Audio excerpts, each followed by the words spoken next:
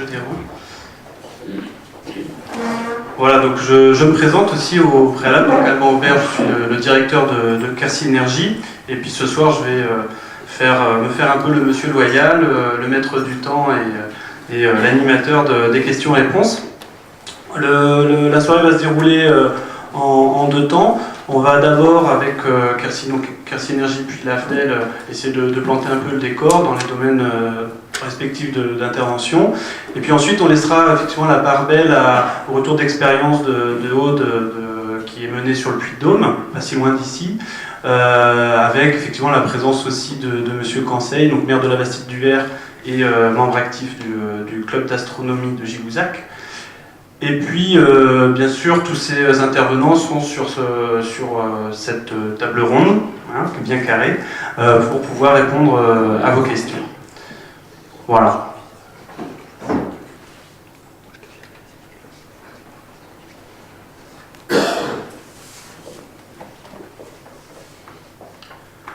Bien, quelques éléments pour vous présenter Quercy Énergie pour ceux qui ne nous connaissent pas.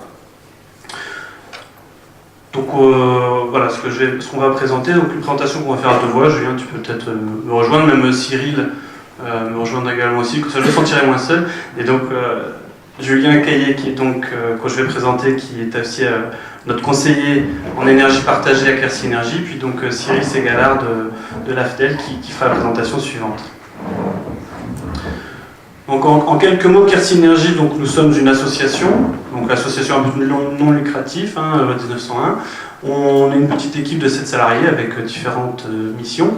Je ne vais pas toutes les détailler là, mais on a à cœur effectivement d'être un accompagnateur, un facilitateur de ce qu'on appelle la transition énergétique dans notre territoire, et donc dans les domaines de l'énergie, d'essayer de pouvoir intervenir à tous les niveaux, avant tout pour la maîtrise des consommations, voir aussi quelles sont les opportunités et comment on peut exploiter les outils de production d'énergie au niveau local.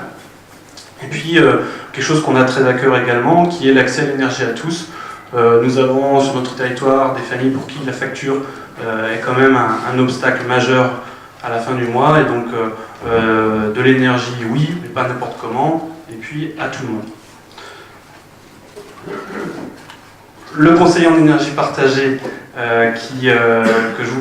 sur lequel on va un peu plus s'apesantir ce soir, puisque c'est à travers ce dispositif que nous avons cette soirée. Donc Julien, qui est notre conseiller en énergie partagée, alors on a coutume de dire que c'est le conseiller qui est partagé et pas l'énergie, puisque du coup Julien intervient dans plusieurs communes, dont certaines sont représentées ce soir. Je pense à Amélie Albin, comme M. Pouget tout à l'heure, et il y en a d'autres. L'idée c'est quoi? C'est d'accompagner la commune dans la définition et la connaissance de son patrimoine, donc de faire le tour avec elle des bâtiments et de tout ce qui compose son patrimoine, de faire le point sur les consommations, aussi bien d'un point de vue énergétique que financier, et puis de partir de ce diagnostic, de pouvoir faire quelques préconisations qui amèneront des économies directes financières, des économies qu'on pourra injecter dans un cercle vertueux d'économie d'énergie. Et puis, bien sûr, une fois qu'on a fait ça, on ne les laisse pas dans la nature, hein, on essaie de suivre ces mises en œuvre et de voir ce que ça apporte et quels sont les impacts pour les communes. Quelques petits chiffres, en 2013, donc on avait 6 ou 7 communes, 7 même, Julien, communes en 2013, dans le dispositif. 14, voilà, je confonds. Non, 14 communes, dont en fait l'intercommunalité de l'Albinc. Voilà. Oui, de toute façon, tu reviendras dessus un peu après. Et donc, sur les 410 préconisations simples qu'on avait soulevées, qui représentaient 44 000 € d'investissement dès la première année, et c'est des économies pérennes, puisque, répétées, ça faisait 52 000 € qui pouvaient être dégagés. Donc, voilà, des actions simples qui dégagent tout de suite des économies d'énergie qu'on pourrait injecter dans des actions un peu plus complètes. Avant de rentrer dans le vif du sujet, vous donner quelques repères sur l'énergie, ce qui n'est pas forcément facile à appréhender. Dans le Lot, ce sont 350 000 tonnes équivalent pétrole ou 4,1 TWh énergie de consommer chaque année. Pour vous donner une image parlante, c'est à peu près 20 000 camion de fuel comme celui-ci, et ça représenterait une file de camions de Bordeaux jusqu'à Toulouse continue. Voilà, c'est l'énergie consommée annuellement sur le Lot. Qui consomme de l'énergie sur le territoire? Vous avez représentés là-dessus les gros consommateurs, enfin les consommateurs du territoire, donc on a tout le parc résidentiel, donc les habitations, le transport, l'industrie, c'est vrai qu'on n'a pas une activité industrielle très intense sur le Lot, et puis le tertiaire, où on retrouve effectivement tous les services, dont les collectivités. Et en général, sur un territoire, on constate que les collectivités pèsent 5 à 10% des consommations d'énergie. Alors, ce sont des sources de l'Observatoire régional Midi-Pyrénées. Et d'où provient cette énergie? Majoritairement du pétrole, notamment pour les transports, bien sûr, puis pour tout le chauffage fuel, et puis potentiellement de l'électricité, du bois et du gaz naturel. À noter que parmi ces trois sources d'énergie, on pourrait avoir, bien sûr, de la production locale, production d'électricité par les panneaux photovoltaïques, du biogaz et puis du bois issu de nos forêts. Voilà encore quelques chiffres pour bien planter le décor. Les 4 gros postes de consommation dans une collectivité, ce qui compose en fait le patrimoine de collectivité d'une commune, ce sont bien sûr les bâtiments qu'elle chauffe, qu'elle éclaire, et puis dedans on a parfois des consommations d'électricité pour les ordinateurs, pour les micros par exemple, et d'autres. Les véhicules municipaux et puis tout le matériel d'entretien, paysager, etc. Et puis l'éclairage public, qui fait partie du patrimoine de la commune. Ce qu'on constate en accompagnant les communes, c'est que les factures d'énergie, c'est à peu près 10% des dépenses de fonctionnement. C'est pas neutre. C'est le deuxième poste après les dépenses de personnel. Donc quand on parle d'économie d'énergie, et quand on parle d'économie tout court d'ailleurs, vous avez sans doute entendu parler de la réduction des dotations de l'État. Je pense qu'il y a beaucoup d'élus dans la salle, donc vous voyez de quoi je parle. Et bien on se dit qu'on ne peut pas occulter cet aspect de dépenses de consommation d'énergie.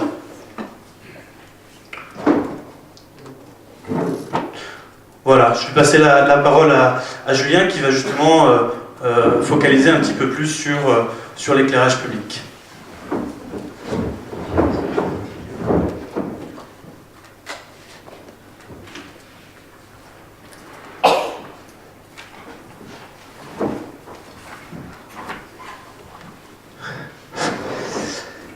Bonsoir à tous, donc Julien Caillé de Quercy Énergie. Je m'occupe plus particulièrement de cette mission qu'on appelle le conseiller en énergie partagée. Et pour commencer mon intervention, ça me semblait logique d'essayer de définir ce qu'est l'éclairage public, puisque c'est une soirée surtout orientée sur le thème de l'éclairage public. Donc je suis parti d'une définition de Wikipédia qui a des limites, mais en fait l'éclairage public, selon eux, c'est l'ensemble des moyens d'éclairage qui sont mis en œuvre dans les espaces publics, à l'intérieur et à l'extérieur des villes, généralement en bordure de voiries et places, nécessaires à la sécurité ou à l'agrément de l'homme. Alors en fait, cette définition, elle couvre plein de champs d'éclairage différents, et certains qui ne concernent pas en fait l'éclairage public. Alors je vais en citer quelques-uns qui rentrent dans le cadre de cette définition, mais qui ne sont pas de l'éclairage public. Les enseignes publicitaires, ce n'est pas de l'éclairage public, même si ça éclaire la voirie, potentiellement. D'ailleurs, au sujet des enseignes publicitaires, il existe un décret paru en juillet 2012, et les enseignes publicitaires doivent être éteintes pour toutes les nouvelles entre 1h et 6h la nuit. Et à partir de 2018, ce sera toutes les enseignes publicitaires qui devraient être éteintes entre 1h et 6h. Ça, c'est les obligations réglementaires. Il y a un autre champ qui n'est pas considérable comme de l'éclairage public, c'est l'éclairage des locaux professionnels. L'image ici, par exemple, ou l'éclairage de bureaux. Idem, depuis 2013, il y a un décret pour ça qui dit obligation d'éteindre ces locaux 1 heure après la fin de l'occupation. Voilà, ça c'est réglementaire. Il y a un autre champ d'éclairage qui ne concerne pas l'éclairage public, c'est l'illumination des façades. Idem, depuis 2013, au plus tard, ça doit être éteint à 1h du matin et ça ne doit pas être allumé le matin. C'est ce que dit le décret et la réglementation. Un autre champ qui n'est pas de l'éclairage public, à notre sens, c'est les vitrines des magasins de commerce ou d'exposition. Idem, il y a un décret qui dit, depuis 2013, obligation d'éteindre au plus tard à 1 heure avec un allumage matinal après 7 heures du matin. Et en fait, ces décrets-là, en face, il y a des estimations d'économie d'énergie induite par l'extinction de ces choses-là qui ne sont pas en fait l'éclairage public. Et les estimations, c'est 1 million, l'équivalence à la consommation d'électricité d'1 120 000 ménages. Ce qui correspond à 5 fois les ménages qui habitent Toulouse. Donc c'est considérable. D'autres champs qui ne sont pas concernés par l'éclairage public, même si potentiellement ils rentrent dans cette définition, la signalisation routière, les illuminations décoratives de Noël, l'éclairage des équipements sportifs, et pour finir, tout ce qui concerne la mise en valeur du patrimoine. Déjà, en brossant tout ça, on a brossé beaucoup de sources d'éclairage, et c'est pas ça l'éclairage public. L'éclairage public, c'est évidemment tel qu'on le perçoit, c'est ce qui est mis en œuvre par les collectivités pour éclairer notamment les voiries et les places. Mais je pense que déjà la définition de l'éclairage public, ça a son importance, et je pense que nos collègues y reviendront tout à l'heure, chacun avec peut-être une vision différente, mais on verra ça tout à l'heure. Quelques chiffres pour vous donner des ordres de grandeur. D'après l'ADEME, en France actuellement, il y a 9 millions de lampes, ce qui correspond à une lampe d'éclairage pour 7 personnes, pour 7 habitants. En termes de puissance mobilisée, on estime que le parc d'éclairage public des collectivités mobilise, une fois que tout est allumé, l'équivalent d'une tranche récente de centrale nucléaire, 1200 MW. Et en termes d'heures de fonctionnement, on est sur des bases moyennes, c'est vraiment une moyenne parce que ça varie entre le nord et le sud de la France, mais on est sur des bases de fonctionnement de l'ordre de 4000 heures de fonctionnement par an. 4000 divisé par 365, ça fait une moyenne d'environ 11 heures par nuit. Donc ça, c'est sur la base d'éclairages qui sont commandés souvent en fonction de la luminosité, ce qui, si je ne m'abuse, est encore la majorité des cas sur nos réseaux d'éclairage public. Donc ça, je vais y revenir tout de suite. Après avoir essayé de définir, pas si simplement que ça finalement, ce que c'est l'éclairage public, je vais essayer de vous expliquer à ma façon et simplement comment ça fonctionne. On a tous ça en fait, quand on parle d'éclairage public, on a tous ça en tête, des mâts avec des luminaires qui la nuit éclairent. Pour nous, c'est ça l'éclairage public, pour être simple. Ce qu'on voit pas, c'est des fils qui sont là-dedans et qui sont reliés de façon assez simple à un coffret électrique qui pilote, il y a pour un réseau, il y a un coffret, et dans ce coffret, il y a les protections électriques, le comptage qui permet de facturer la consommation d'énergie. Là, ce qu'on appelle la commande, c'est en fait l'interrupteur, hein, qui est automatique, bien sûr, et puis s'il y a plusieurs branches de réseau à desservir, un système qui permet de répartir l'énergie pour alimenter les lampes.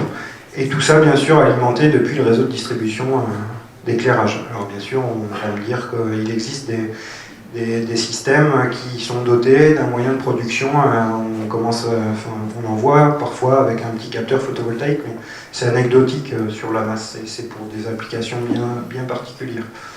Voilà, je n'irai pas plus loin. En fait, c'est assez simple d'un point de vue technique. Alors, à Quercy Énergie, nous, on s'intéresse aux questions d'éclairage public. Comme l'a dit mon collègue tout à l'heure, pour la simple et bonne raison que l'éclairage public, c'est un des composants des collectivités qui consomment de l'énergie. Et en fait, dans le cadre du Conseil en énergie partagée, notre mission, c'est d'aider les collectivités à générer des économies d'énergie, certes, mais pour faire ça, on commence par faire un bilan des consommations d'énergie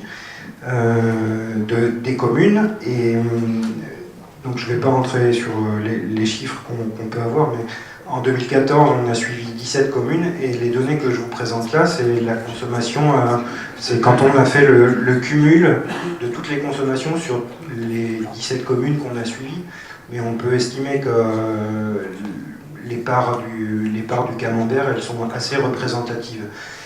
Quand on raisonne en termes d'usage, une commune, elle a 3 usages de l'énergie. Elle consomme de l'énergie pour ses bâtiments, pour son éclairage public et pour les carburants. Le gros volume en termes de dépenses et aussi en termes de consommation, c'est les bâtiments. Le deuxième poste, c'est l'éclairage public. Dans les chiffres que je vous donne, et ceux-là, moi j'en suis certain, c'est pour ça que je vous présente cela, c'est moi qui ai fait les calculs, donc je suis sûr de ce qu'il y a dedans. Là, on est, on va dire, de l'ordre, on est à 17%, je pourrais vous donner la virgule si vous voulez, mais c'est pas l'intérêt. Ce qu'il faut voir, c'est que l'éclairage public, pour une commune, ça représente environ 20% de sa dépense d'énergie. Donc c'est pas majoritaire, mais c'est pas non plus négligeable, loin de là. Donc 1/5. Si on présente le graphique que je vous avais présenté avant, sous forme non plus d'usage, mais de flux et de sources d'énergie utilisées. L'éclairage public, là, vous l'avez en jaune. Donc en fait, on voit que l'électricité, globalement, pour les communes qu'on a pu accompagner, sur notre territoire, il y a très peu de gaz naturel. Donc il y a une compensation qui est faite par l'usage de l'électricité, vous l'avez cité tout à l'heure, sur des soufflants électriques dans les salles des fêtes qui sont assez représentatifs. L'éclairage public, là, donc on est à bien sûr une proportion de 17%, et on voit que l'électricité représente un peu plus de 50% dans cette analyse. Et ici, à droite, on ne l'a plus en termes de dépenses, on ne l'a plus en euros, mais on l'a en kilowattheures. Et là, pour l'électricité, on est aussi sur une base de 17% du volume d'énergie consommée qui est consacré à l'éclairage public. Alors ce qui est intéressant, c'est de prendre conscience qu'entre ces deux graphiques, celui de gauche où on parle en euros et celui de droite où on parle en quantité d'énergie, il n'y a qu'un facteur multiplicateur, c'est le prix de l'énergie. Et en fait, ce que les collectivités payent, les factures qu'elles reçoivent, mais par contre, elles sont complètement responsables de leur consommation. C'est-à-dire qu'elles peuvent difficilement agir sur le prix de l'énergie, mais par contre, elles peuvent clairement agir sur leur niveau de consommation. Et en fait, cette logique-là, on peut l'attribuer à n'importe quel consommateur. Donc, en fait, en faisant le calcul assez brutal de la dépense divisée par la consommation, on obtient les prix d'énergie. Donc là, on a des prix d'énergie qui sont globaux, qui intègrent les abonnements, notamment pour l'électricité, et puis toutes les taxes, dont la TVA. Et ça, je vais en reparler, parce que si on veut essayer de faire une projection, la projection, pour ce qui concerne le volume consommé, ça dépendra de ce que les collectivités, et d'une façon générale, les consommateurs décideront de mettre en place pour réussir à maîtriser leur consommation. Par contre, et je crois qu'au cours de la soirée, il y aura des solutions qui seront proposées sur le thème de l'éclairage pour arriver à générer des économies. Par contre, ce qui est intéressant, c'est de prendre conscience du prix de l'énergie, de ce qu'il est et de ce qu'il est susceptible d'être demain. Alors, je vais me lancer dans une explication qui pourrait durer bien jusqu'à 5 heures demain matin, et je vois que mon directeur me fait déjà des petits signes, donc je vais essayer d'accélérer. C'est important, on est dans une phase où en fait on est en train de... Enfin, on a supprimé un monopole qui était EDF, et on est dans un marché qui est en train de s'ouvrir à la concurrence. Tout ça, ça va avoir des impacts évidemment sur le prix de l'énergie et sur ce qu'on va connaître demain. Pour la petite histoire, EDF existe depuis 1946 et ça résultait en fait de la nationalisation d'entreprises privées à l'époque qui avaient développé, qui géraient la production, le transport et puis la distribution d'énergie. Et après, bon, EDF, bien sûr, s'est largement développé. Quand on a nationalisé toutes ces entreprises pour créer EDF, on a créé le monopole. Et c'était en fait les entreprises privées, les entreprises publiques, qu'on appelait à l'époque des entreprises locales de distribution. Celles-ci, puisqu'elles étaient sous statut public, on leur a proposé soit de rejoindre EDF, soit de continuer leur activité. C'est important parce que ça existe toujours en fait, ces entreprises locales de distribution. Dans les années 70-80, il y a eu un tournant industriel remarquable avec le développement du parc nucléaire par EDF, qui avait donc ce monopole. Et historiquement, c'est toujours l'État qui a cadré le prix de l'énergie par rapport à EDF, par le biais d'une réglementation. Et en fait, il y avait très rapidement ont été mis en place ce qu'on appelle des tarifs réglementés de vente, qui sont vous explique ça parce que ces tarifs réglementés de vente, ils sont toujours d'actualité. Donc, je vais accélérer un peu, mais en fait, il a été décidé d'ouvrir, l'Europe a décidé à considérer que l'électricité était une marchandise et que de ce fait, le marché devait s'ouvrir à la concurrence. Mais on n'a pas décidé d'ouvrir tout le marché à la concurrence, on a décidé d'ouvrir 2 champs de toute la chaîne. Ça a déjà imposé à sectoriser, à découper la chaîne électrique en plusieurs parties. La production, les producteurs d'énergie, on s'est dit ça, on va ouvrir à la concurrence, et la fourniture, on va aussi l'ouvrir à la concurrence. Tout ce qui est transport et distribution, ça c'est resté sous des monopoles. Et en fait, en 2000, il y a une loi qui a introduit, qui a transposé une directive européenne pour ouvrir progressivement le marché. Et dès 2000, on a créé en fait ce qu'on appelle RTE, c'est le réseau de transport d'électricité, et qui est devenu en fait qui est une filiale d'EDF, mais qui est complètement autonome et qui gère les autoroutes, hein, de ce qu'on appelle les autoroutes du transport de l'électricité. Et après, on a derrière des gens qui gèrent la distribution, ERDF, et les entreprises locales de distribution sur leur territoire qui leur sont propres. Et puis derrière, on a des fournisseurs d'énergie. En fait, le client, il a des contacts qu'avec son fournisseur. Il n'a pas contact avec, potentiellement, ou sauf exceptionnel, avec ERDF notamment, avec les gens qui gèrent la distribution. Je ne vais pas pouvoir en fait passer trop de temps à ça parce qu'on pourrait. Je pense que ça fera l'objet peut-être d'une soirée complémentaire pour prendre le temps sur l'ouverture des marchés. Les marchés, ils n'ont pas pu s'ouvrir comme ça du jour au lendemain, et petit à petit, on a ouvert, on a laissé la possibilité aux différents clients de solliciter la concurrence. La prochaine étape, c'est la fin des tarifs, des tarifs supérieurs à 36 kVA. J'y passe trop de temps, je suis désolé. Aujourd'hui, bref, il y a plusieurs options possibles pour les clients. On peut avoir soit un contrat au tarif réglementé de vente proposé par un fournisseur historique, soit un contrat en offre de marché, soit des fournisseurs historiques, soit des fournisseurs dits alternatifs. Ce qu'il faut être conscient, c'est qu'aujourd'hui, dans le prix de l'énergie, ça se divise en 3. Ce qu'on paye, il y a globalement de la fourniture d'énergie. On paye aussi du transport d'énergie, ce qui semble logique, et à ça vient se greffer des taxes et différentes contributions. Ce qui est sûr, il y a plein d'incertitudes sur l'évolution du prix de l'énergie. Ce qui est sûr, c'est que les évolutions qu'on a connues, celles-ci, elles sont certaines. Depuis 2008, globalement, le prix de l'énergie qui est réglementé, il a augmenté de 20% pour le résidentiel et de 17% pour le non-résidentiel, ce qui concerne aussi l'éclairage public. Pour conclure, j'aurais voulu y passer plus de temps, mais ce n'est pas l'objet. L'éclairage public, c'est un équipement qui est assez simple et qui est bien utile quand on en a besoin, comme les autres en fait. C'est un consommateur d'énergie qui n'est pas négligeable pour les collectivités, dont le coût varie avec le prix de l'électricité. Si le prix de l'énergie augmente, la part de la dépense augmentera. Et c'est un équipement qui doit être maintenu en état, aussi renouvelé, parce que c'est comme tout, ça s'use, avec des incidences économiques aussi à anticiper. Et globalement, c'est un axe de travail à considérer pour les collectivités, d'autant plus qu'il y a des solutions pertinentes qui existent. Et là, je passe la parole à mes collègues pour qu'ils puissent apporter des compléments sur ces options-là. Merci.